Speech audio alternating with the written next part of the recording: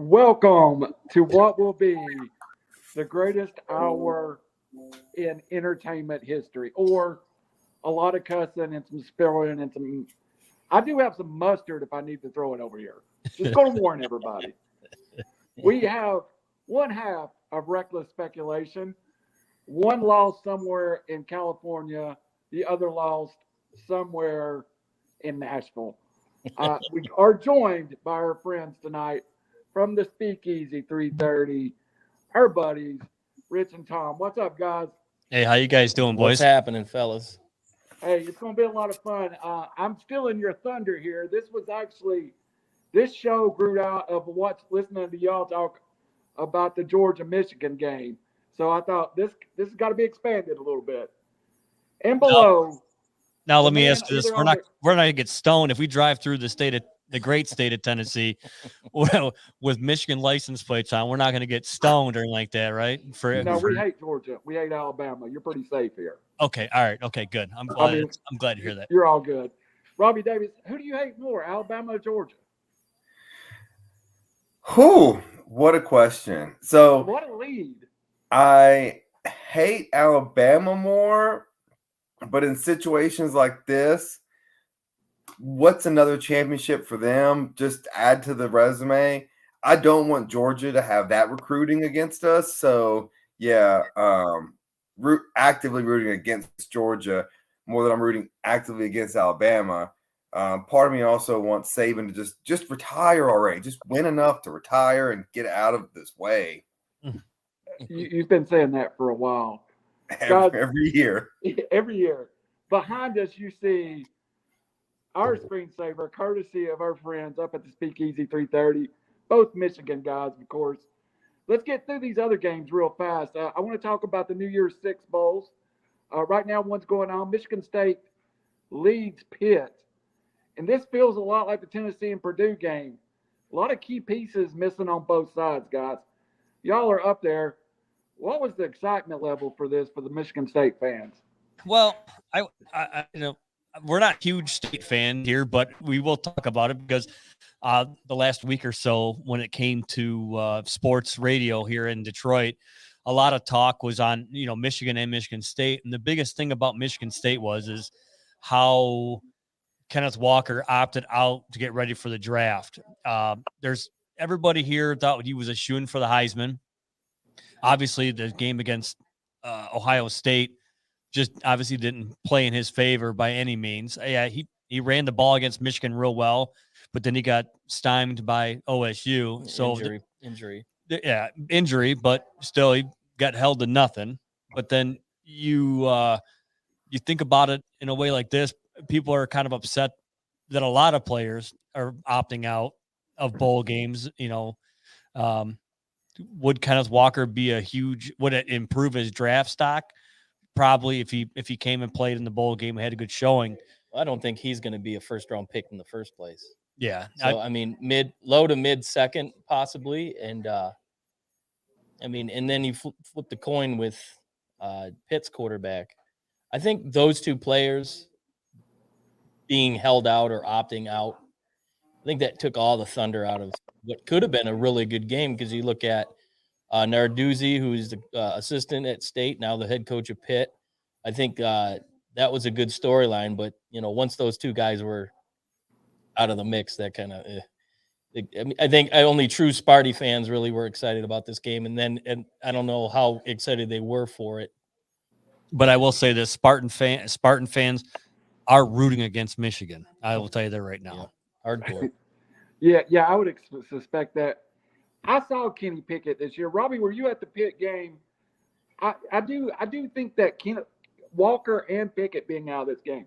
One, I didn't even know how to handicap this game, so I didn't bet on it. It's probably one of the few bowl games I haven't put a 10 on it or so. But Pickett, no Walker, that's the primetime players of this game, is it not? Yeah, I did bet on it. I took State, so not looking good so far. Like I said, before we came on show, I was in Atlanta last night. You would not have known this game was going on. There were a few billboards, but no real buzz around town. Yeah, I think the opt-outs. So the bowl games are getting great ratings compared to other sports. So I don't want to hear the too many bowl games argument because they're getting great ratings. But until the NFL starts penalizing some of these players for opting out, showing that, hey, if you're not going to be a good teammate, if you're not in it to fight and you love football, so we're going to knock you on your draft stats, you're going to keep seeing these things and these opt-outs. And it does kill what should be a really, really good and exciting matchup. And it just knocks it down a peg to where it's like, okay, I mean, yeah, we'll gamble on it. But besides for gambling on it, I mean, it's not the teams that we saw in the regular season that we're seeing today.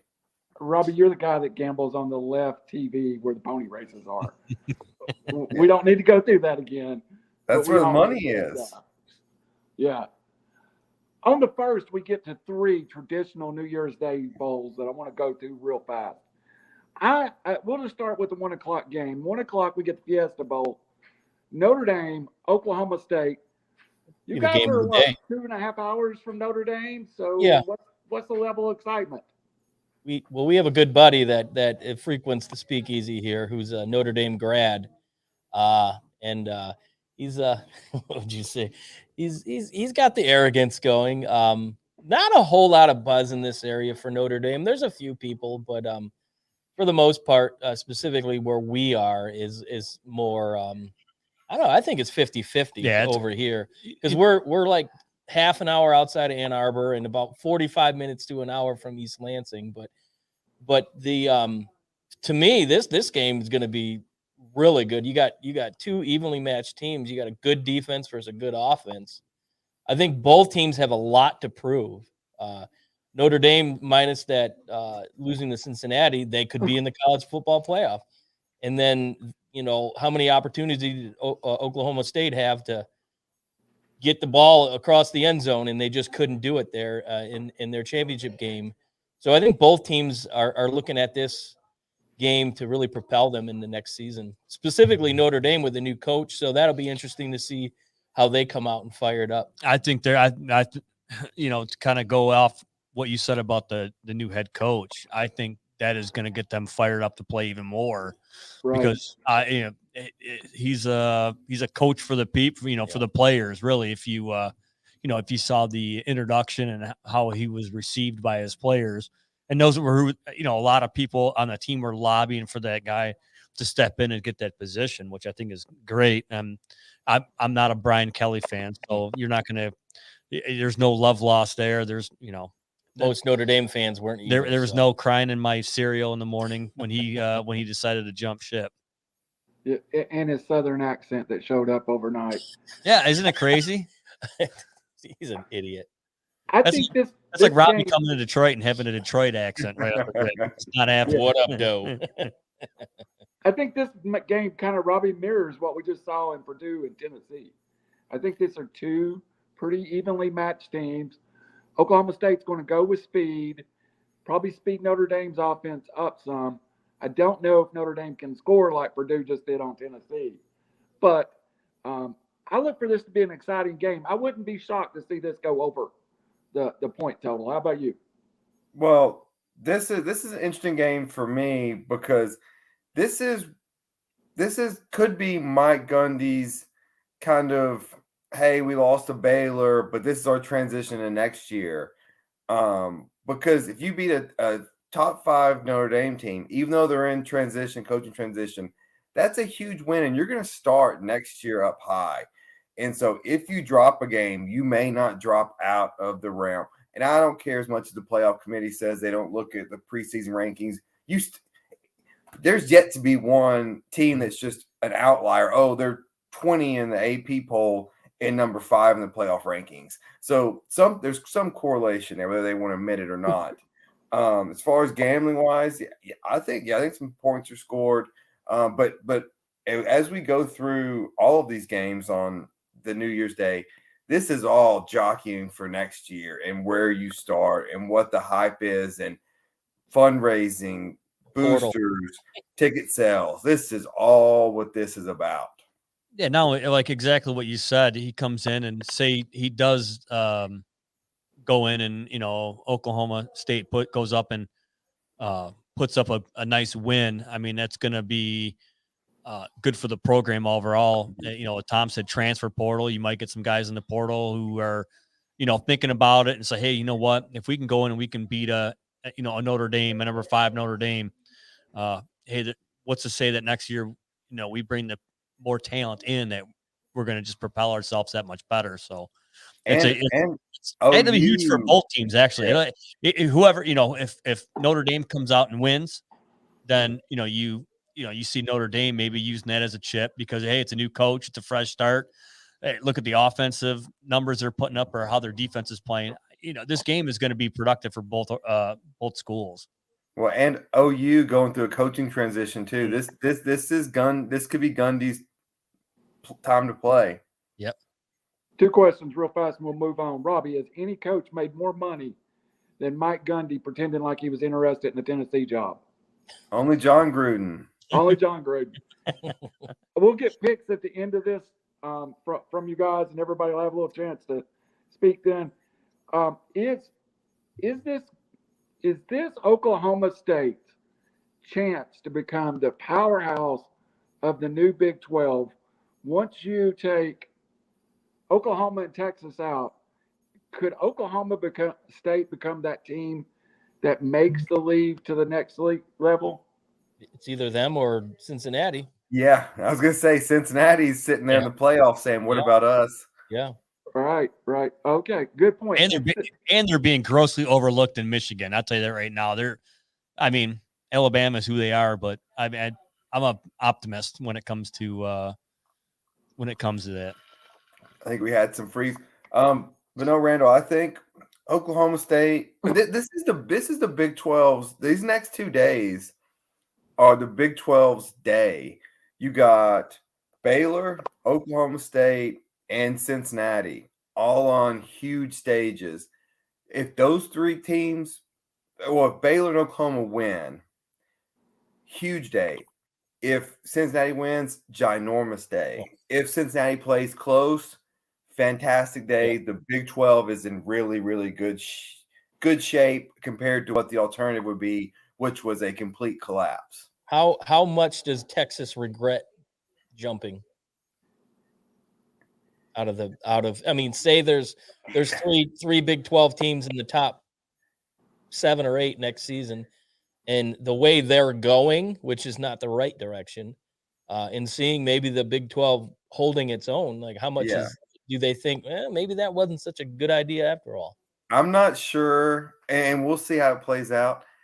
I'm not sure anyone has ever overplayed a poor hand or a not winning hand more than Texas has done. They've gotten themselves the money was there with the Longhorn Network, and ESPN signed a horrible contract, and they were paying them fortunes for this that nobody watched, but they were on the ESPN was on the hook for it.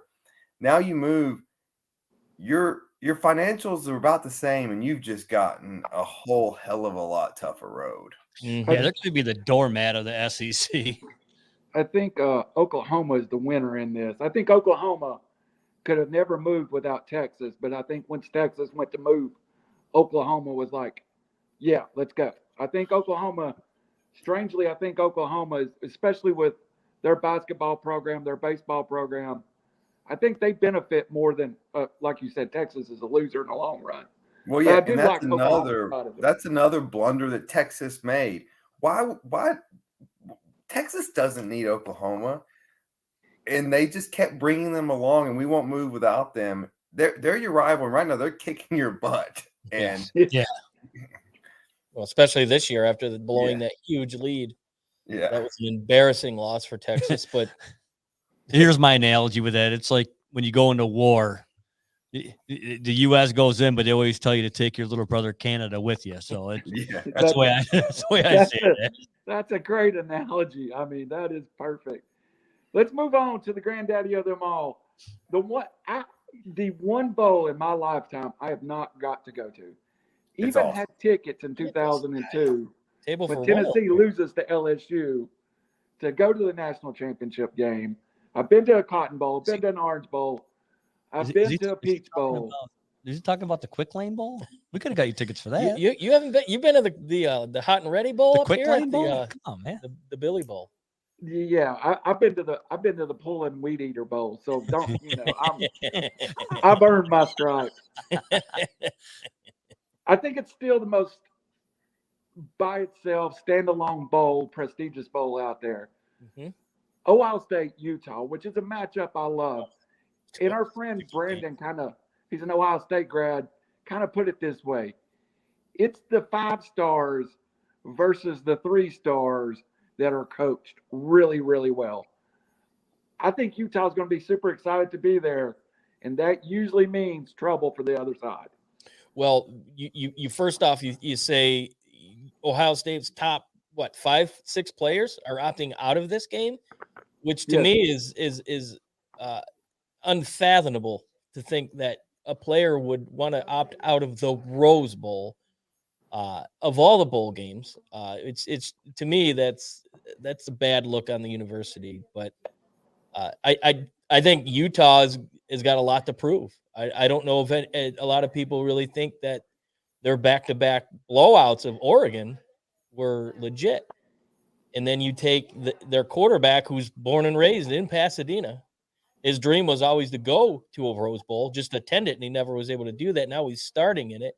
I think it's bad news for Ohio State. I think Utah is really going to put themselves on the map and really get the Pac-12 with jump started into next season. Tom? I mean, Pat.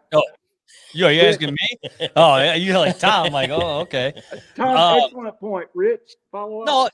No, and Tom is right on that. It's a big. Actually, I'm kind of worried about Ohio State in this fact, in the support from their fan base and their alums, because out of the 20,000 ticket allotment, they sent 7,000 back. Yeah. That right there, is that a way of them telling the athletic department that they just don't believe in Ryan Day? Maybe not. I don't know. There's a lot of people that are not happy with the 2-loss season. Obviously, the Oregon one. After that game, that they really tightened up until they ran through tried to run through Ann Arbor, and they got pushed down. But with them having all those players opt out, and again, it all goes back to the opt-outs. But then we also talked on our show with the opt-outs, some of these players that are getting ready to go to the NFL draft, and they're opting out. And one of the things I said is that, well, these guys, they've played for a national championship. The majority of these guys have played on that stage in that capacity. They're probably like, I'm not taking a chance on losing $1 million over an opportunity to play in the Rose Bowl. Yeah, I agree with what you guys have said. Like, to me, this is kind of the first time in recent memory Ohio State has ended the regular season on a bad note. Couple that with this distraction and these rumors of Ryan Day in Chicago, whether it's anything to that or not, players are hearing it. People are talking about it. Rose Bowl is going to be a Utah home game. Those fans are fired up. Mm-hmm. I agree. Utah getting 4 points. I think they win, and I'll take those points all day. I just don't think Ohio State's focused. They lost. Not only did they not make the playoff, which is what their goals were, but to lose to Michigan, players now looking at the NFL, it doesn't seem like a focused bunch from the outside to me on this Rose Bowl, which I agree with you guys. I'm not a Big Ten or Pac-12 guy. I lived in California for a while. I've been to the Rose Bowl. I understand how big it is. And the idea of players opting out of that game, that's what you go to those conferences to play in. It's just like, where are you mentally? It would be hard for me to justify anyone opting out of that game. There's something special about that game. And to opt out says a lot to me about the direction of the program. Yeah. I actually like Utah money line, Robbie. I don't know if I have the guts to bet it, but that's the bet I'm leaning towards right now. Anybody else got anything on that game before we move on to the Sugar Bowl? No, let's go to the Sugar Bowl. Let's go to the Sweet Bowl. Let's go to what I think may be just the most fun bowl of the day. Ole Miss and Baylor. Both teams can put up a lot of points. Matt Corral is a NFL first-round pick. Another Lane Kiffin. He's playing. And he is playing. Yep. So we'll start, guys. What Baylor? Tom, you can start us off. Baylor, Ole Miss. You have a feel for this?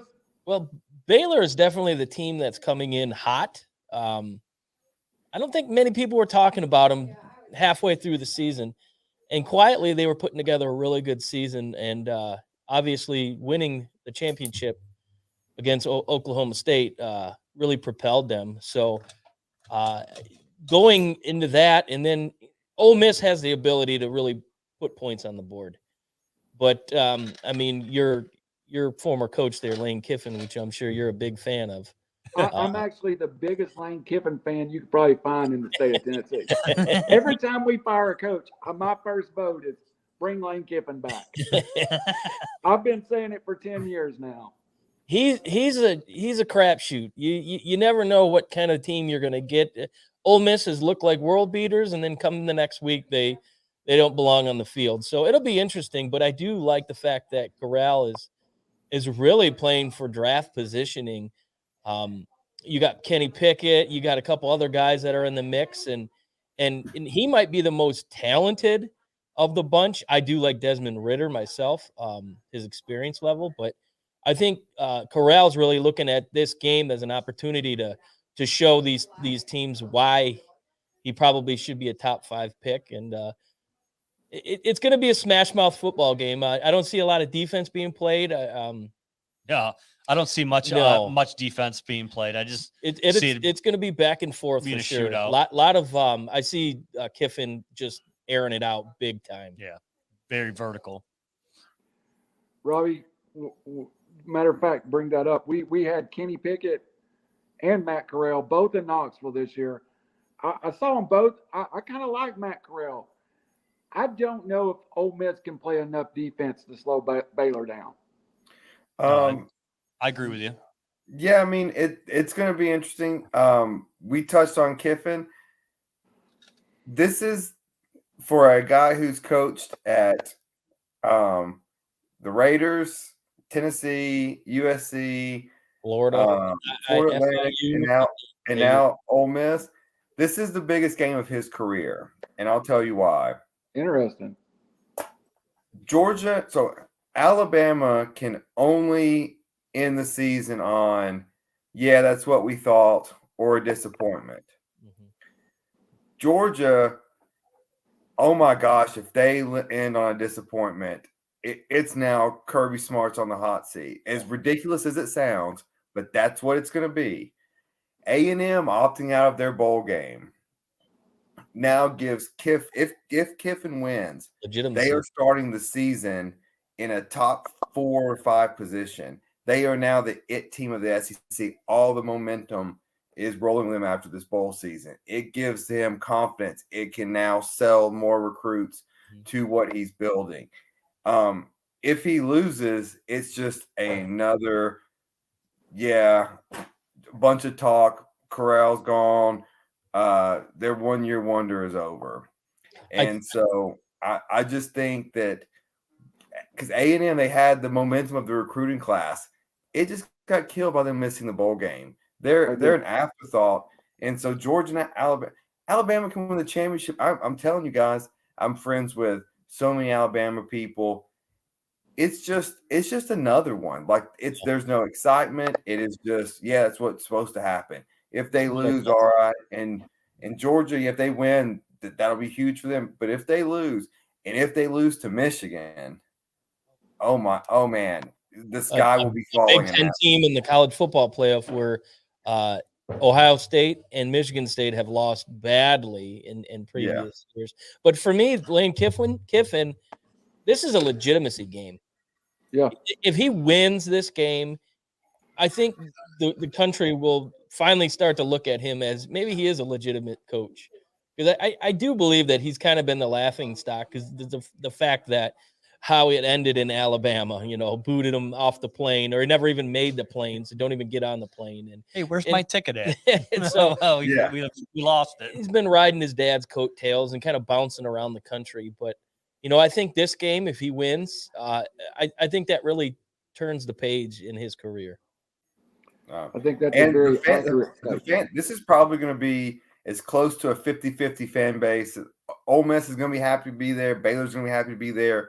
It's about 50-50 driving range. It's going to be. I would love to be in New Orleans for this one.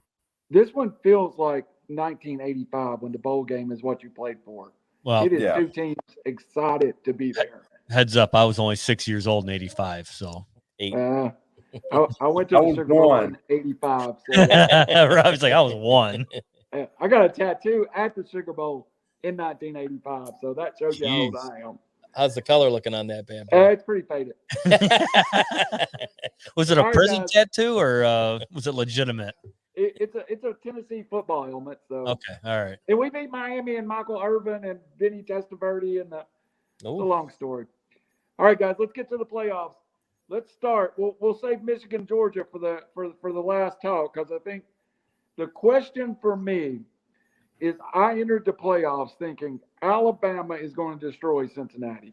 I've little bit by little bit, I think I've moved to whether this can be a good game. This could be competitive. Let's start with how did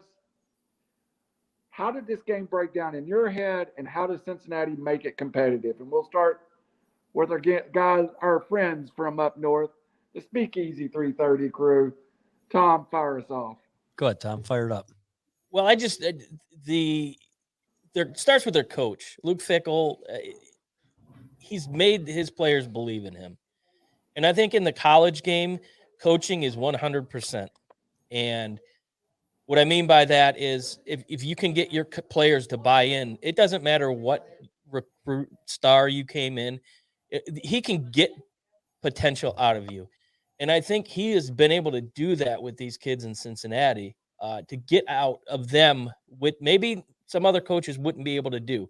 But I think they've used the whole they don't belong here mentality to really fuel their drive. Yeah, the billboard material. And well, why not us? Who cares? And like I said earlier about Ritter, he's bringing veteran leadership. He's a senior, and I love seniors because I believe that they've been there, they've done that, and they know what it takes. And specifically this guy.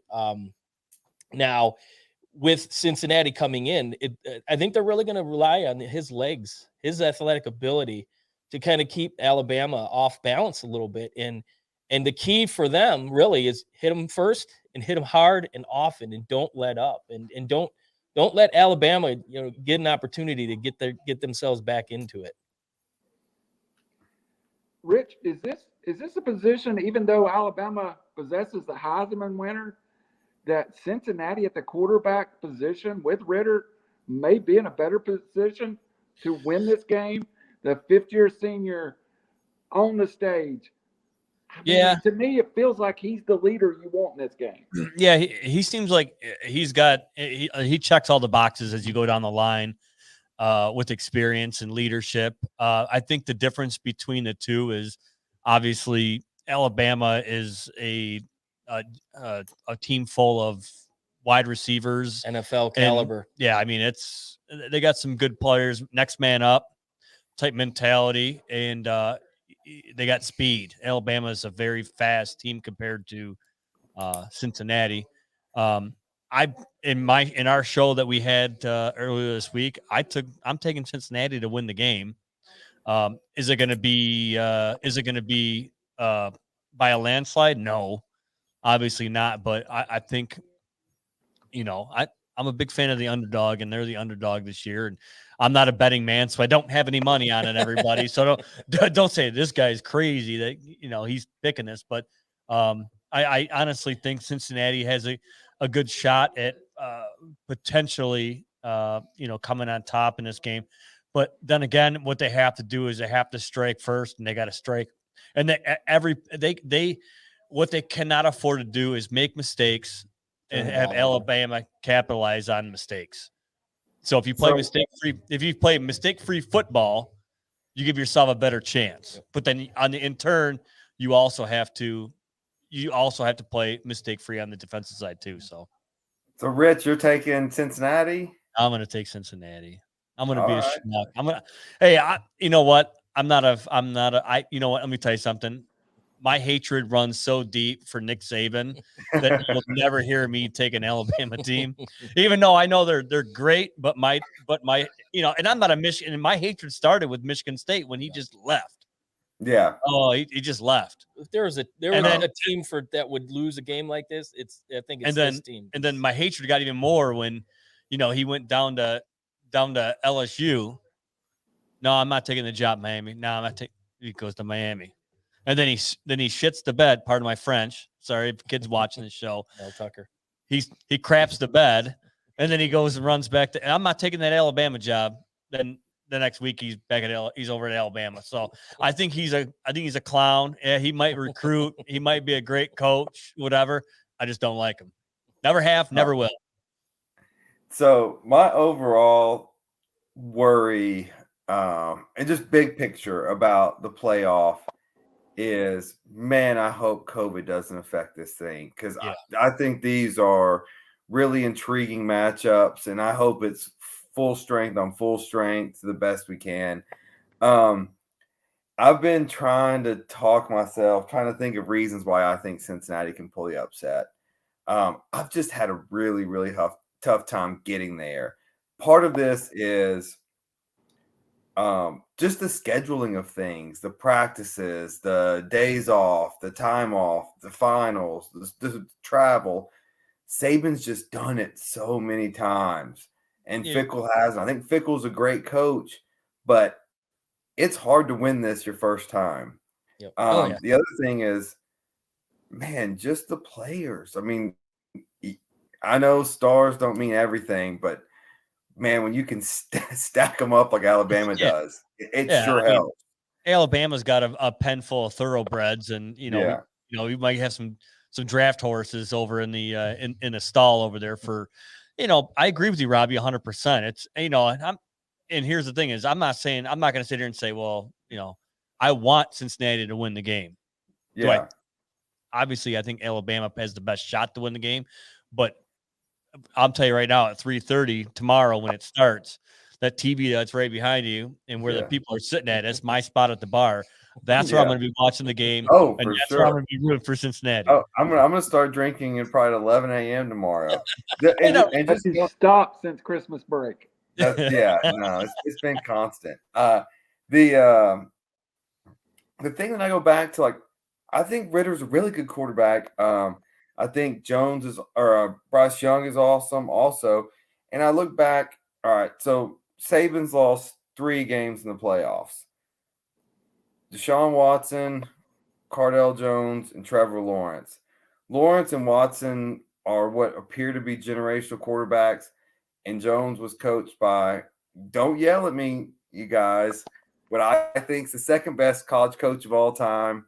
Don't yell. But and that's Urban Meyer going against Saban. You talking about old finger gun? Yeah. Finger gun to Urban.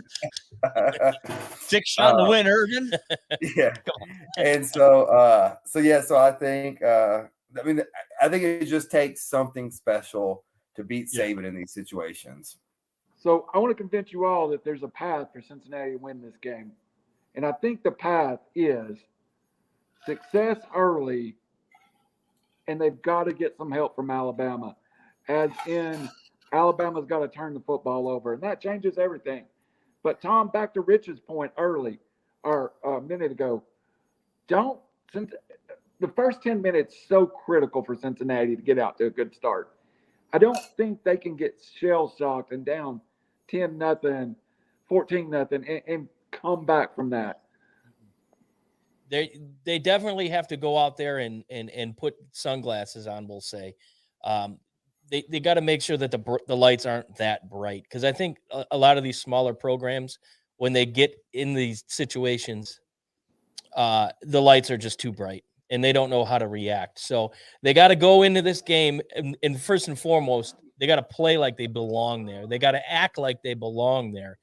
And the game is not bigger than them. So if they can go out there and withstand, because and two, on the flip side, how much is Alabama looking past this game? They're Tom, I was just going to say that. I was going to the one maybe chink in the armor that Saban has had is he has, I wouldn't say failed, but when his team is matched up in a game with I think about the Utah game post Urban Meyer, whenever they came down and the Sugar Bowl, and Alabama just wasn't ready to play. They weren't ready to be there because they just came in so cocky. Like, can he keep his players down enough to keep the focus on? So that is an intriguing point that I hadn't thought of yet. If Alabama gives them just an inch or a ray of light, they have to take advantage of it. But if they get down and they make mistakes and they're down 2 scores, it could be over real quick. Yeah, and the big key is for Cincinnati to win this game is they're going to have to grind it out. And what I mean by grinding it out is that their offense needs to stay on the field, keep Alabama's defense on the field. And you got to, I'm not looking for, I don't want Cincinnati to be throwing, 25-yard, outs. I want them on the ground, chipping away 3 to 5 yards on first down, chipping runs away on them and stuff like that. Keep Alabama's offense. That's how they're going to win. To keep Alabama's offense, its defense is going to win the game. And they have to be able to do that.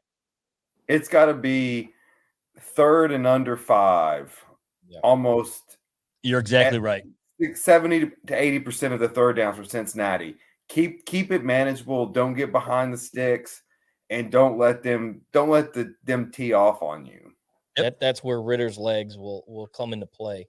Yeah, you have a third, and you could do a play action or a bootleg or roll out, and those are the type of plays. Yeah, those are the type of plays that'll keep those drives going and work that play clock. Before I move on to the next game, which I want to leave us plenty of time to talk about, I just want to get all three of your impressions to how important is this game for the non-Power 5 conferences? Oh, it's very important. Future of college football playoff for expansion. Tom or Rich, we'll start with you on this one. Give me the level of importance this is to the rest of college football. Well, I mean, what it's guys historically speaking, in the last couple of years, the 2 big conferences that are out there that have been predominant, or it's a 3 is, obviously Big Ten is one, SEC and ACC. In the last couple of years, that's we can predominantly say those are the teams that have been in the finals for the national championship. I think getting a team like Cincinnati in there, Cincinnati has a good showing. What it's going to do is it's going to prove that, hey, look, there's other teams outside of your Alabamas, your Southern SEC teams. It's going to open the door up to say, hey, you know what? I'm going to go. Why don't we go try here? I think overall, win or lose for Cincinnati, if they have a good showing against Alabama, there's going to be players that would normally be knocking on the door or getting their door knocked on by some of these bigger universities are going to be looking to a smaller university like a Cincinnati to go and maybe showcase. So I think, a lot of it, we always want to say, hey, look, we want them to win. I want Cincinnati to win the game, and the fans from Cincinnati and the players want to win, but it would be a win for the entire school because if they have a good showing, whether they win or lose, it's going to open up doors for more future success down the road for them. For me, it's a chance for schools like them and Boise State and other schools that were in the conversation to say, I told you so. We belong. We belong. And 2, I think recruiting. It's going to show a lot of these kids that are like, do I really want to go to maybe play in the Big 12? Am I going to get, the exposure? Or do you want, or you want to get that, you got a quarterback. It could be a 4-star quarterback or a 5-star quarterback. Alabama's knocking on the door, but he's got 3 5-stars you're in waiting front of him. line. Do I want to go and sit my time 3 years and play my senior year at Alabama, my junior or senior year at Alabama, or do I want to go and have a great shot at playing my first year? Yeah. A lot of the guys are probably going to be like, hey, I'm going to give it a shot. It like the Lane Kiffin comment, it legitimizes some of these Power 5 divisions to say, hey, we belong in the conversation. Yeah, our strength of schedule may not be compared against the big boys, but when it's time to play, we'll line them up and we'll match up real well with you. And Cincinnati has tried to improve their schedule by playing Notre Dame, by we willing to play better schools. Robbie, we'll get your comments and we'll move on. Yeah, in short, this means everything. I mean, you can't overstate it because this isn't, and no like just let's take this year's, for example. This isn't them going against Georgia. This isn't them going against Michigan. As good as those programs are historically and right now, this is going against Alabama. This would be beating the best program and the best coach. Yeah. And this would take away the requirement of needing the perfect storm. Don't get it fooled. If Cincinnati didn't get lucky enough to schedule Notre Dame at Notre Dame, and that's key, at Notre Dame. In their house. They're not here. So this is a perfect storm for them. And this is what it took for a perfect storm. And no other team was worthy. So this takes away that requirement. If they can go and beat Alabama, I don't think they have to win it all, but they need to win this game. And I think that changes the narrative. Then it becomes a Gonzaga type. You can have a great program that's not in one of the Power 5 conferences. You can build that, and you can do it. And you will get good respect. for college football to me. I mean, it's great for college football. But if they get blown out, it's just unless they expand, it's over. It'll be this is why we didn't put you in the first place. Yeah. Right? We told you so. Let's move on to what has been nationally the most talked about game. Guys, I'm going to give you the reason I'm pulling for Michigan, and I will be pulling for Michigan.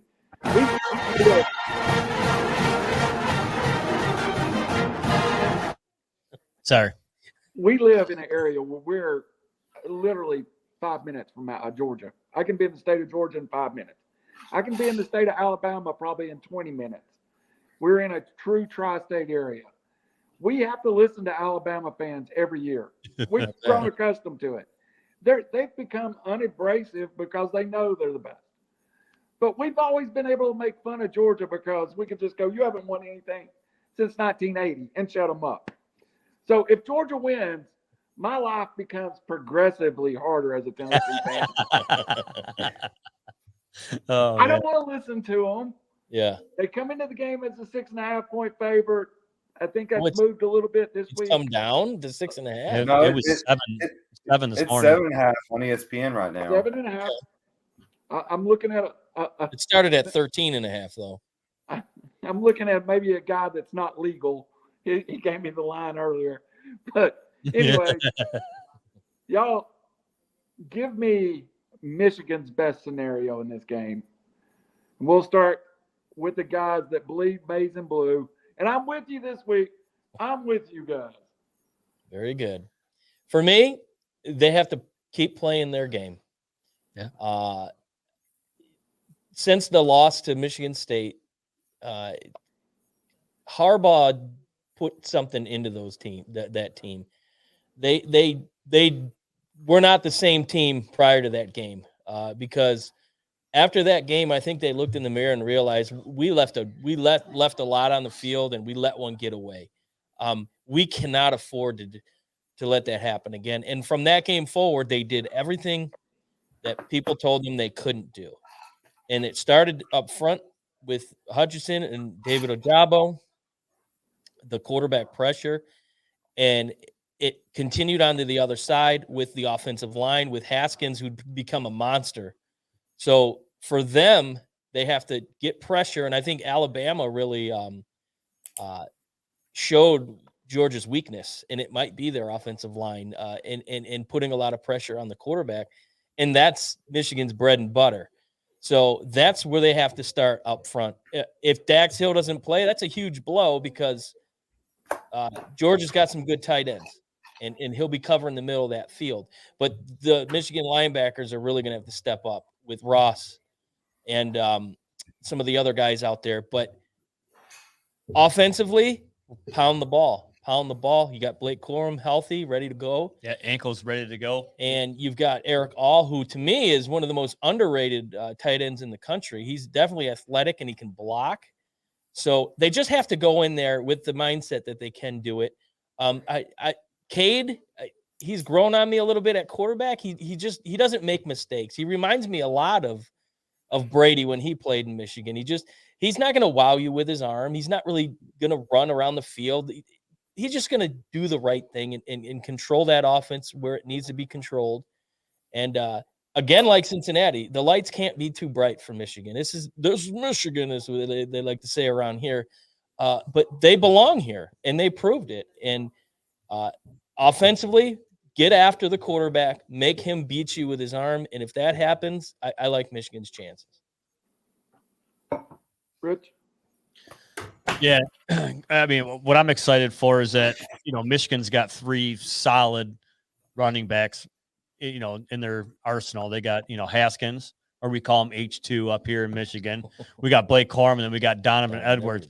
Donovan Edwards has shown that he's also a great swing out running back to where 10 catches. He can and that just happened towards the later end of the season. They're like, hey, you know what? This kid can actually catch the ball. He's a freshman. He played for the state championship last year in Michigan. I think they won the state championship. West Bloomfield, yeah. And they started utilizing him more in that type of scenario. But Michigan needs to stay true to their roots. What they need to do, they are a absolute running team. I think what was it in the Big Ten championship game or whatever? I mean, I think their average third down was like 3rd and 3.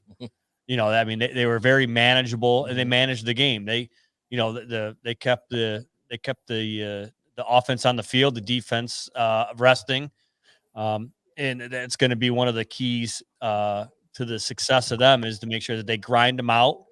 But it's also on the defensive side of the ball, which I found it kind of weird because I was actually kind of listening to a little bit of Georgia Sports Radio in preparation of this, and these Georgia fans and their supporters are out of their minds that Stetson is going to be starting. Everybody wants JT Daniels, and then you got the offensive coordinator, was it Monken, comes out and says that Stetson gives them the best opportunity, or the best chance to be successful against Michigan, which I don't know, because the pressure came from when they were playing against Alabama in the SEC championship game. The pressure was coming from everywhere, and Stetson made a lot of bad errant throws. He's going to get it. Both sides now you're going to get it from both sides you're going to get it from both sides, the bookends. You're going to get pressure like crazy. When does the question is when is Kirby Smart pull the trigger and say, all right, we need to get him out and get JT Daniels in.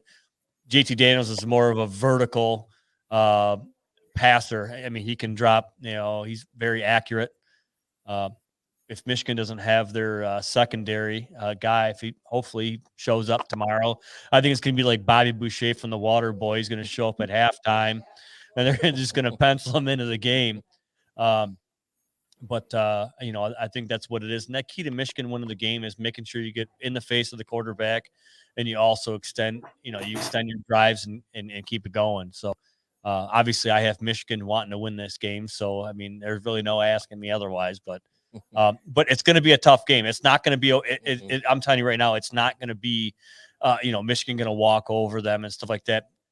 Georgia's fast. They are very fast. So, and that's going to be one of the things that as Michigan, and I'll tell you right now, if you watch any Michigan games and you saw them go against Ohio State started running a up-tempo offense. Michigan struggled. So if Georgia comes out and runs a fast-paced tempo offense, Michigan is going to struggle. I think Georgia with Stetson Bennett, Robbie, I'll come to you. I've said this all year, guys. If Georgia wins a national championship with Stetson Bennett, they've won a national championship with the worst quarterback to ever win a national championship. Robbie, go ahead, and then we'll come back to that. I want to ask a follow-up, but let me get your initial thoughts. All right, so Rich and Tom, just real quick before I get to my game analysis, because y'all were giving Harbaugh some heat in the beginning of the season. Who's hot seat? Who's more pressure on, Kirby or Jim?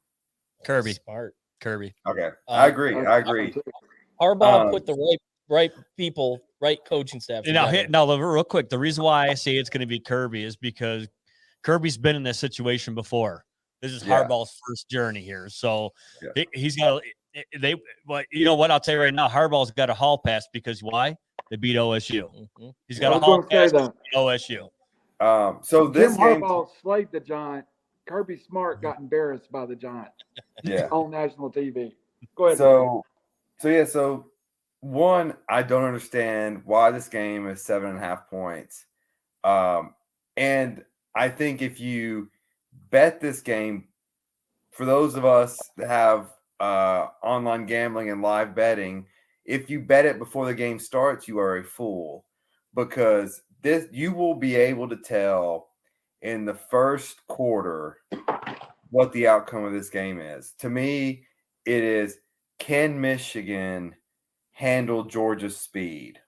And can they stop the corner rushes? What's the guy? What's the end's name from Michigan? Hutchinson. Yeah, Hutchinson. So he's going to be a fantastic NFL player. He's a top 5 draft pick. Georgia's got about 5 of those guys that are not at his level, but close. And they rotate him in and out.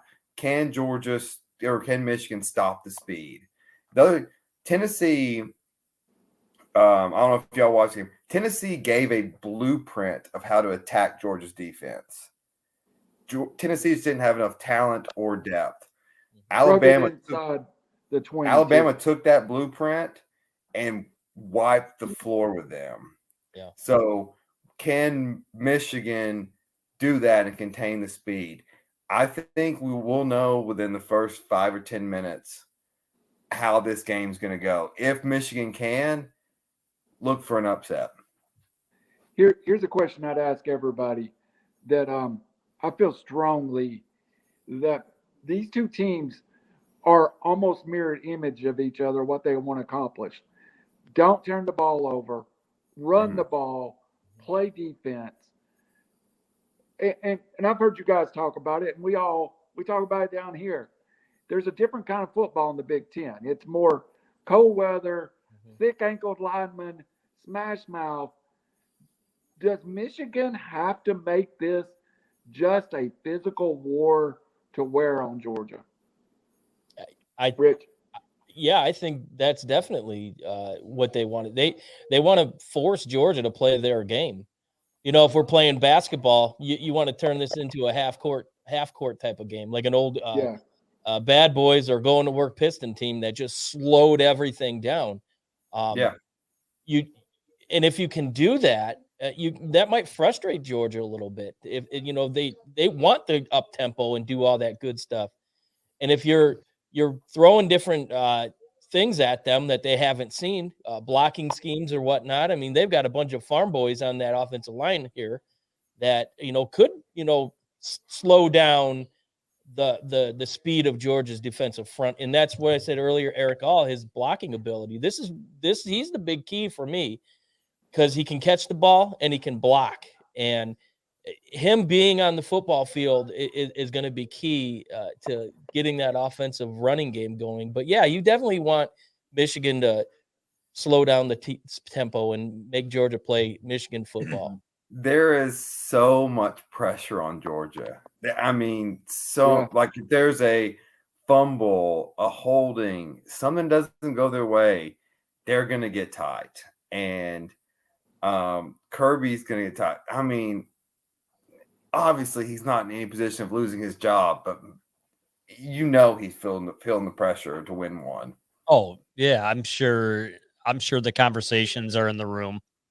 Hey, you need to go out. You need to, I mean, obviously that's probably the backdoor conversation between himself and the AD, but kind of mirror what Tom said is that Michigan needs to they need to play their game.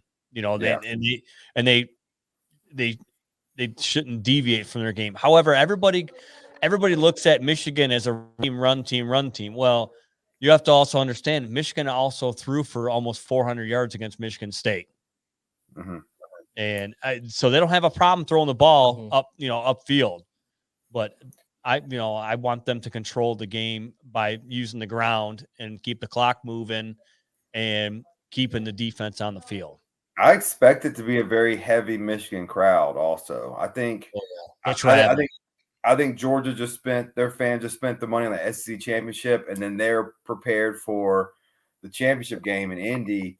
And so I think it's gonna be 60-40, 70-30 Michigan. Michigan travels well. Yep. Yeah. The pressure, and let's go to that real fast, and then we'll go straight to the picks and wrap it up. But and I know Tom and Rich, you don't get the media up there from down here, but I cannot explain how much pressure they are under Georgia to win this football game. Since the start of the college playoff system, the previous BCS system, there's 5 teams won a national championship from the SEC, and not Georgia. And Georgia considers itself football royalty, and no championship in 42 years. Robbie, and Kirby has had questionable moments in big games. Is this an indictment if something starts to go wrong that Kirby then has to calm this team down, get him direction? Because you didn't see that in the Alabama game. It felt like everything got out of control and stay out of control for Georgia. Well, and this is so the quick answer to your question is attorneys always say quick answers, but nothing's a quick answer. Disclaimer. I was waiting for the attorney line to go on here. Yeah.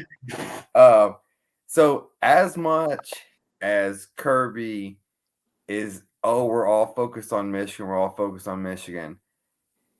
As a human, he assumes Alabama's going to beat Cincinnati, and guess who's waiting there again? And so you can't help but divert some of your focus into what did we do wrong against Alabama and how, because it's a quick turnaround, and he's going to do it. I remember when Clemson played Notre Dame and Alabama played Oklahoma. I think that's the year. Dabo said, "Look, we had 3 weeks to prepare for Notre Dame. We prepared for them for 1 week. For the other 2, we prepared for Alabama because we knew that's who we were going to be playing. We were better than Notre Dame. Look, these things come into play. Life is life, and so Kirby's got a challenge with Harbaugh. He's got a challenge with Saban. So the pressure is enormous. What a short answer, guys. Is Michigan playing with house money? Coming to the year unranked. They've now put it together. They beat Ohio State. Is Jim Harbaugh playing a little bit with house money at this point? Yeah. Mm-hmm. Yep, for sure. Yeah, he's definitely earned himself another year by this because they were. Well, hey, listen. They're going to put a statue up next. Yeah, next exactly. Year. They're going to take down everything Bo Schembech learned. They're going to put up Jim Harbaugh stuff. But no, to say he was on the hot seat, I mean, he was not in the favor of the alum and the boosters. That's for sure. I think by him beating, it would have been a lot better if they would have taken care of Michigan State and Ohio State in the same year. But one of the good things is he's a good guy because I don't know if you guys heard down there or not, just like every major university, everybody took pay cuts. Well, he was supposed to get a bonus for making the college football. He's taking all this bonus money and donating it to split it up, to divvy it up amongst all the athletic staff. I mean, that right there, I know somebody who's who's the grounds guy for the baseball and softball, and he's like, that's unheard of. He's pushed all the right buttons this year, and from his coaching, I've always critical of him. He just doesn't look like he belongs. You don't like him. Kind of outcoached, but this year I think he weighed heavily on his assistants, Mike McDonald, specifically. Josh Gaddis. Yeah, I mean, it really showed. And what I said earlier about coaching being 100%, this is a year where, you know what, they might not have had the best quote team on paper, but they were coached better than any other Harbaugh team that he's had. And yeah, I mean, they've got nothing to lose and everything to gain, and that could pose a real threat to a team like Georgia. All right, guys, here's where the rubber meets the road. We're going to get through all the games real quick. We'll save a little time when we get to the two playoff games. Let's start. Right now, it's 21-10, by the way, in the Peach Bowl. I just checked the score. Let's start tomorrow at the Fiesta Bowl. And you can just give your team, if you've got anything to say about it, go ahead. Notre Dame, Oklahoma State. Robbie, we'll start the picks with you and work our way up. Notre Dame. Tom? Yeah, I think Notre Dame's defense is gonna come into play here. You want them to kind of slow down the process, and Notre Dame should be able to do that. Their defense is fast and talented. I like the Fighting Irish. Are you guys writing this down? I'll go. Yeah. Oklahoma State. Oh, is that what that cheering was back there? Michigan State just scored. Oh boy. Rich, I'm joining you. I think Michigan State's the better football team. You mean Oklahoma State? I think Oklahoma State is the better football team. I really think they missed an opportunity by not beating Baylor. Robbie's writing this down right now. Give me Oklahoma State. And matter of fact, I do things that's called, I put a favorite on upset alert. If we're doing that this week, it would be I'll probably save it to the next one. But anyway, I like the dog here. Give me Oklahoma State. Robbie, Ohio State, Utah. Like I've stated, I just don't think Ohio State's there. Tom? Yep, Utah. The fact they're going to travel, it'll probably be 70% Utes. The two Utes in the house, and what's going on in that locker room with Ohio State? That's, is it fractured? Do the players not believe? It'll be interesting. So, but I think Utah definitely has momentum, and it's going to carry. Rich, let me tell you something. You will never hear you me say that name. You already know who I'm going for. Give me Utah. All right, I'm gonna take the Buckeyes for Brendan Shane since he's not here, but I'm gonna take the Buckeyes. Robbie, the let's just shut game of the night. The Fighting Lane Kiffins versus the Baptist Baylor Bears. I'm telling you, this could be the sinners versus the Christians. That's all I'm saying. Robbie, Baylor, Ole Miss. This one's tough for me. I think Ole Miss is going to win in a shootout, I think. But if I have to pick, and I obviously have to pick, that's what the question. That's why you're here. So yeah, I guess I'm going to go Ole Miss. No real reason. Because the SEC's got to win some bowl games. Because Eli Manning went to school there. Just use that as an excuse. Yeah. The girls in the Grove are hot. Let's use that for the excuse. Tom. Well, I believe in momentum. And I think Baylor has shown when they needed to win, they've made it happen. And the last 2 or 3 weeks on their schedule were brutal for them, and they went through and got it. And yeah, it's been 5 weeks since they played last, but I think Baylor's might have a little bit more on defense, and I think defense might win out. I like Baylor. Rich? Baylor. I'm going to take the Fighting Lane Kiffins because the girls in the Grove are hotter than they are at Baylor. Keeping them Hey, I'll honest. tell you, by the way, next time Tennessee plays at Ole Miss, if y'all want to come down, hotel room on me. You got it. I got to see this Grove. Yeah. Yeah. With I got to hit this Grove up before I decide to get married again. Yeah, there's Actually, not though, looking at your setup, the hotel room should be on you guys. yeah. This is the COVID creation right here. Well, hey, if you look, we got our stuff branded on our uniforms here, so Nice, They can't nice. afford to go to the bar, so they had to build it in the garage. Bar comes that's right. to us. We do it here. And then one night drunk, hey, you want to do a podcast? Okay, sure, why Yeah. not? And here we are talking to you guys. This is kind of how we got started, but Robbie was drunk. All right. What you got in that College cup, football Robbie? playoff. Oh, Jack Daniels, man, got to represent There you go. Tennessee. Oh, okay, all right. I grew up about 15 minutes from Lynchburg. Okay. We'll start with the Cotton Bowl in Jerry World. Is it in Jerry World or is it in Arlington? Yeah, it's in Jerry World. Yep. Alabama, Cincinnati. Robbie, come on, man. You hate Saban. You're going to pick the Bearcats, aren't you? No. I unfortunately, man, not only am I picking Alabama, which I hate to do, but I've got them. They're my 42 confidence in my pool. I just don't see how they lose. Somebody else. Tom? As much as I would love to say the Fighting Fickles could pull this thing off, like I said earlier, they have to withstand the storm and prove that they belong. I see it being, a competitive game for the first half, and Saban's the master of making adjustments in the halftime, and I think Alabama comes out second half and does what they do and finishes them off. So I like Alabama. Welcome in for the last 2 minutes of the show, but we love him anyway. Brandon Sorry. James. Fashionably late. Fashionably late.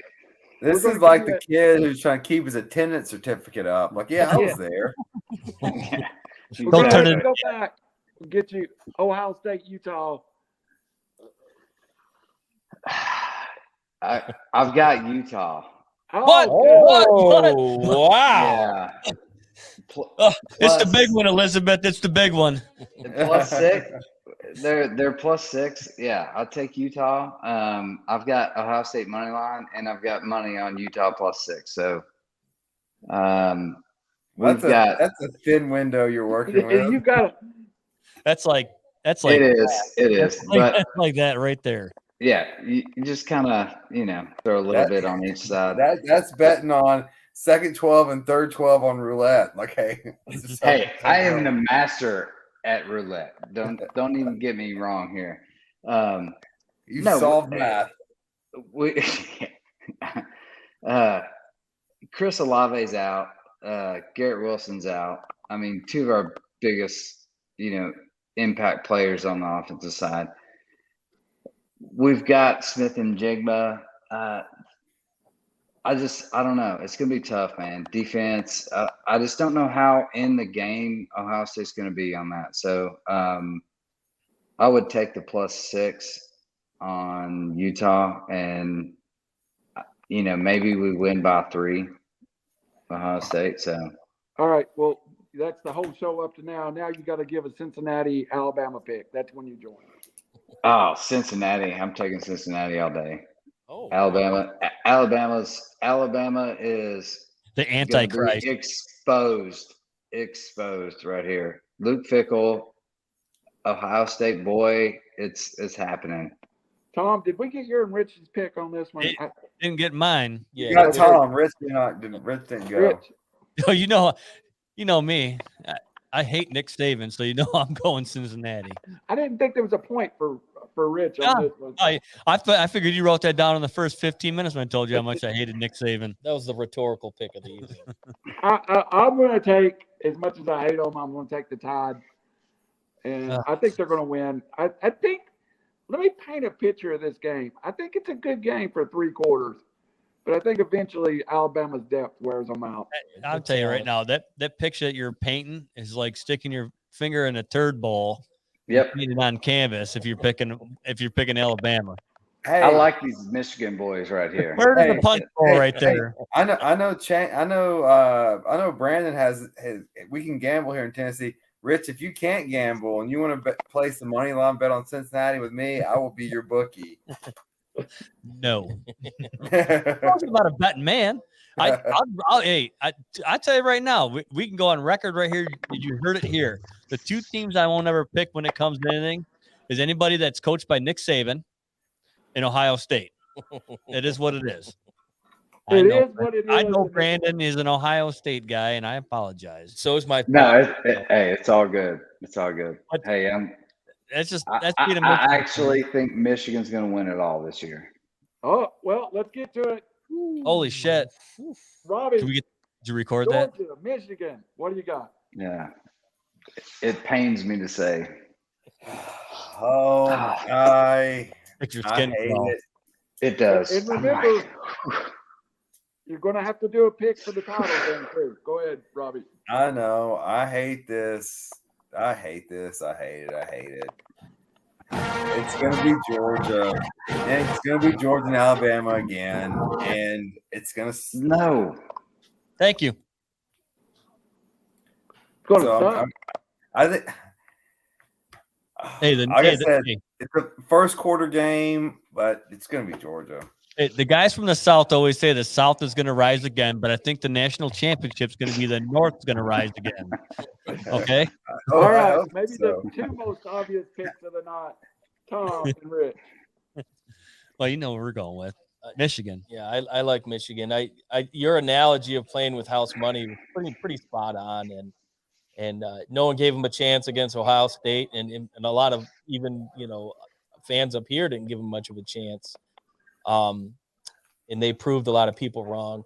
They proved a lot of people wrong for a good portion of the season, except for the Michigan State game. But they've done everything right since then, and I don't see them losing that momentum going into this game. And ultimately, I think defense wins out, and Michigan's pressure on the quarterback will be a key. And so I like Michigan. Close game, but I like Michigan. Rich? Oh, you ain't even got to ask that question. You already know where that's going. I just probably want you to play it again. But anyway. Oh, you want to play it again? Here.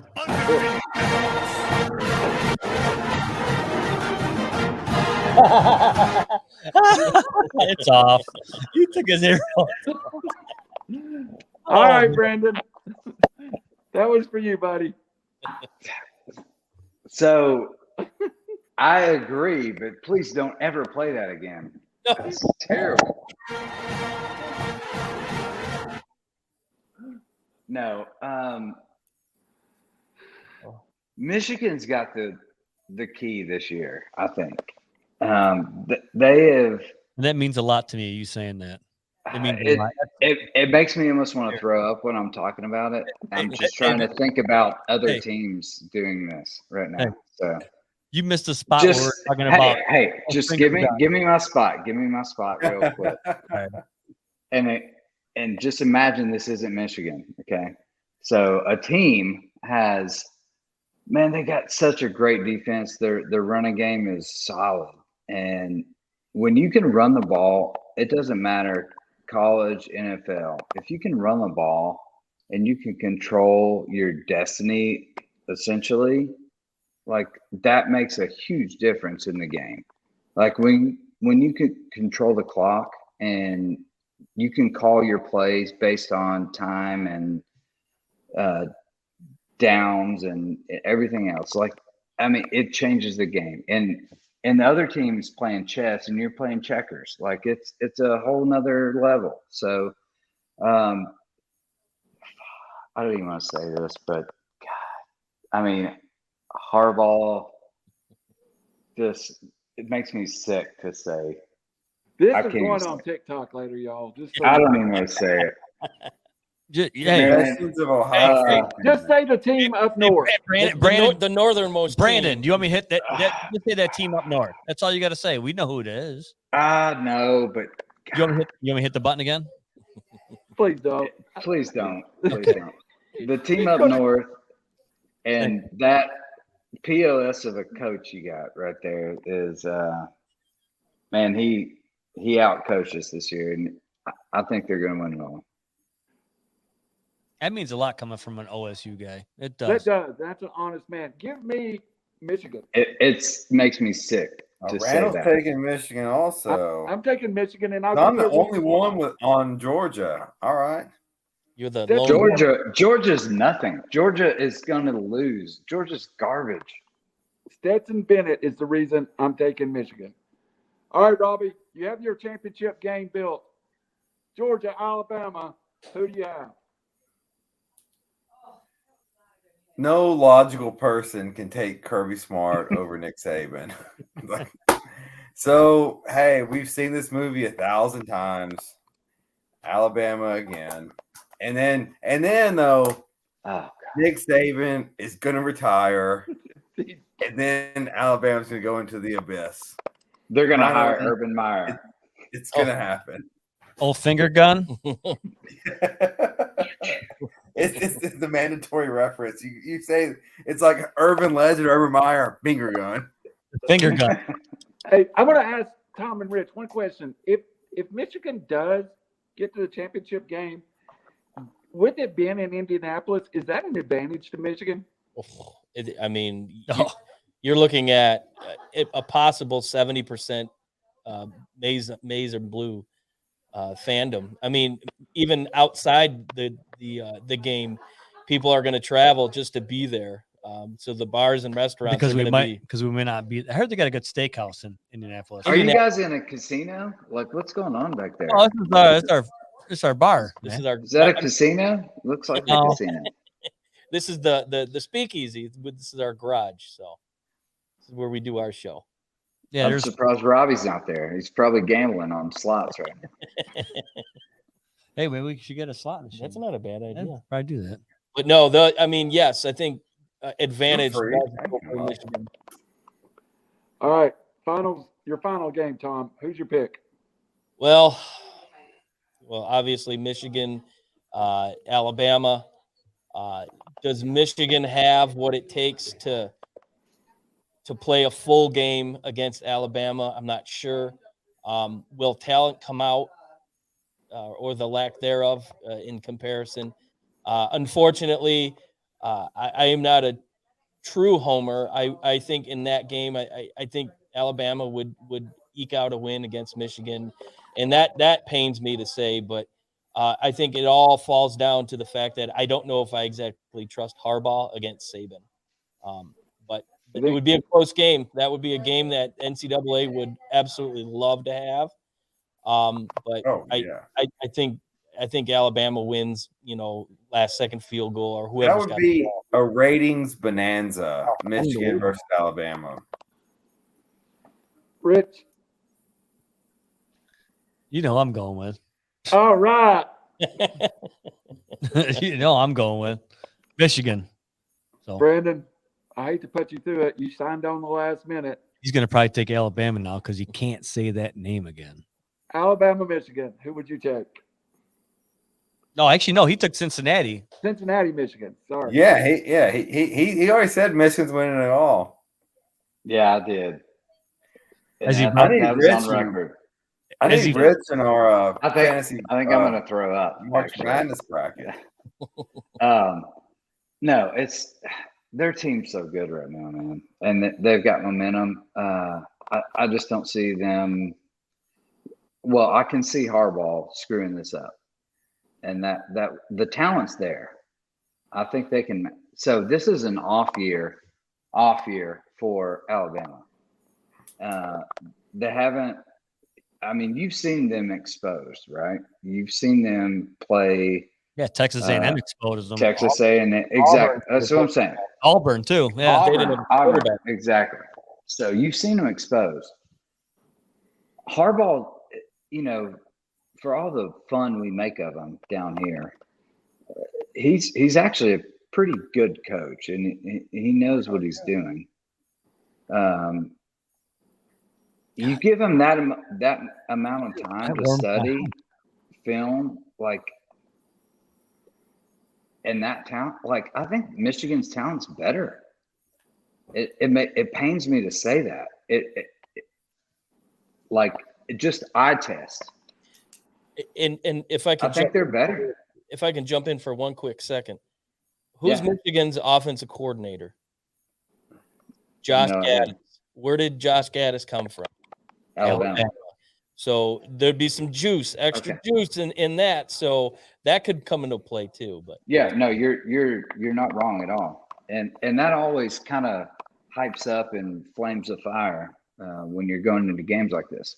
Right. But it's about study and it's about coaching at this point. When you have this long to study teams, same for the what, Randall, your point? Go ahead, finish your thought. We're going to have to. No, I was just saying it's going to be the team up north. In my opinion. I'm going to take Michigan over Alabama in the finals. So I am riding the train with the maize and blue this year. Sorry, I'm wrong. But we're running a little long, and I think we're being called to. We're being beckoned by people right now, or at least I am. So it's my fault. I'm sorry. I signed on late. Oh, hey, thanks. So, Dropping in. if Georgia wins, I win this challenge by default because I'm the only one that had Georgia and Alabama. So, okay. Yep. Brendan, did you just sign on to hurt yourself tonight? Was that the goal? Did you just sign off to put yourself through mental torture? Maybe. I'm a glutton for punishment. I am. No, we got home and, all that. I was like, I'm late, so late. I started watching the show and I was like, I gotta come on. I gotta say something. Well, so for our friend Raj, who was unable to join us, I gotta say something too. SEC's overrated. We need to get over ourselves. Nobody cares. And Lincoln Riley didn't go to USC to get out of the SEC. So what are you, 0-5 in the bowl games? 1-5. South Carolina won today.